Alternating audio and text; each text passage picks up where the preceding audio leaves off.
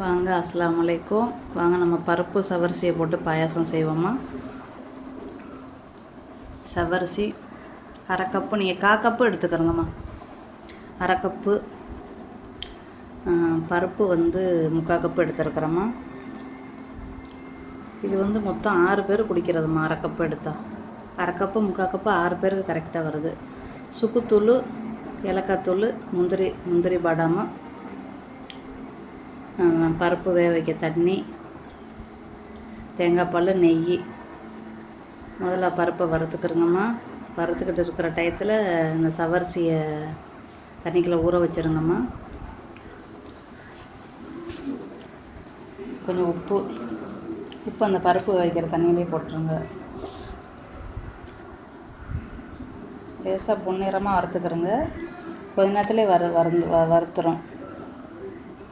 அதில் குக்கரில் மாற்றிக்கிறோங்கம்மா.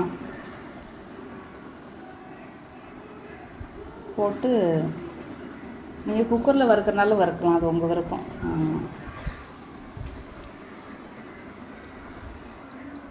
தண்ணி நீங்கள் இவ்வளோ ஊற்றாதியே, அரை கப்பு ஊற்றுங்கம்மா போதும். இல்லைன்னா 1 கப்பு ஊற்றுங்க. இது 2 கப்பு தண்ணியும் ஊற்றி விட்டுட்டேன். அப்படி ஊற்றக்கூடாது. போட்டு 2 விசிலுமா, அதோட வெந்துடும்.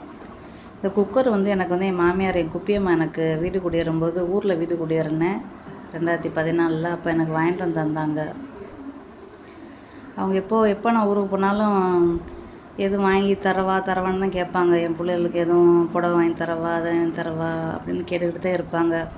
நான் எப்போவுமே இல்லை குப்பியம்மா, அதெல்லாம் ஒன்றும் வேணாம், எல்லாம் மாயங்காசு தானே, பரவாயில்ல இருக்கட்டும் அப்படின்ட்டு சொல்லிடுவேன். இதை வம்பு பண்ணி தந்துட்டு போனாங்கம்மா. குக்கரு வீடு குடியேறையில் சும்மா வரக்கூடாதும்மா அப்படின்ட்டு ஒரு குக்கரை வாங்கி தந்தாங்க. அதை நானும் அங்கேயே வைக்காமல் மகளுக்கு கொடுப்பேன் இங்கே எடுத்துகிட்டு வந்தேன்.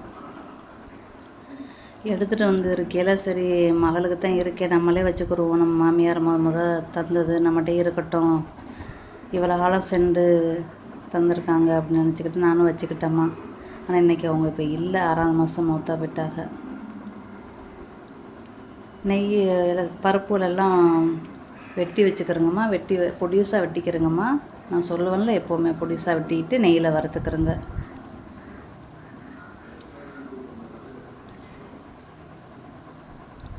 ரெண்டு விசில் வந்துருச்சு.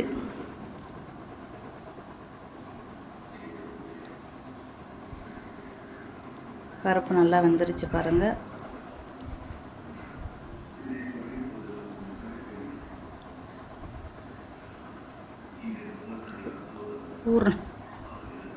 ஊறின சவரிசியை போடுங்கம்மா.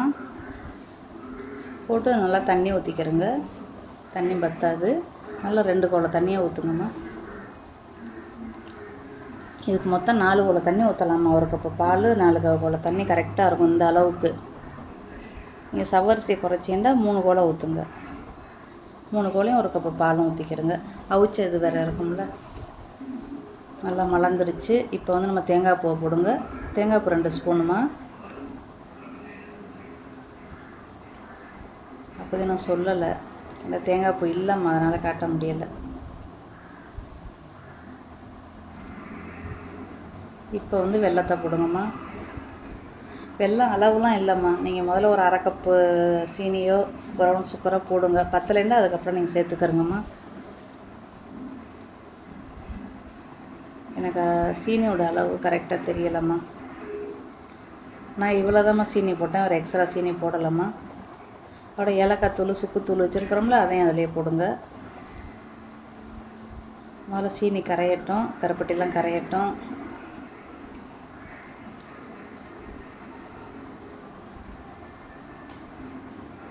கரைஞ்ச பிறகு தேங்காய் பாலை ஊற்றுங்கம்மா.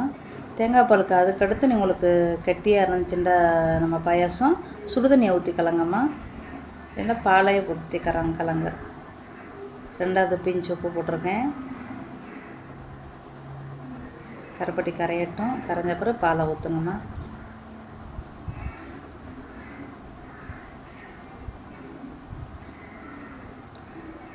அதை பாலை போடுங்க.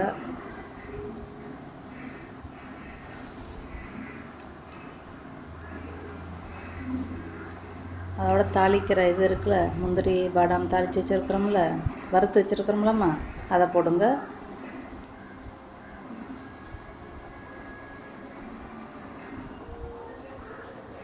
இது ஆக்குனா ஒரு அரை மணி நேரத்துலேயே குடிச்சிருங்கம்மா. இல்லைன்னா ஒரு 2 ஹவர் 3 ஹவர் வச்சோம்னா நம்மளுக்கு வந்து கொஞ்சம் திக்னஸ் ரொம்ப கொடுத்துரும். அப்புறம் மறுபடியும் நம்ம தண்ணியை கலக்கணும், அந்த டேஸ்ட் நம்மளுக்கு போயிடும்.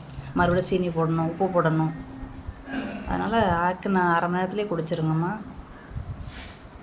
இப்போ 4 மணிக்கு ஆக்குறிய, ஒரு 4:30 5க்குள்ளே குடிச்சிருங்க. இதாம்மா இதோட இது. 4 குடம் தண்ணி, 1 குடம் பால், பருப்பு வெந்தது.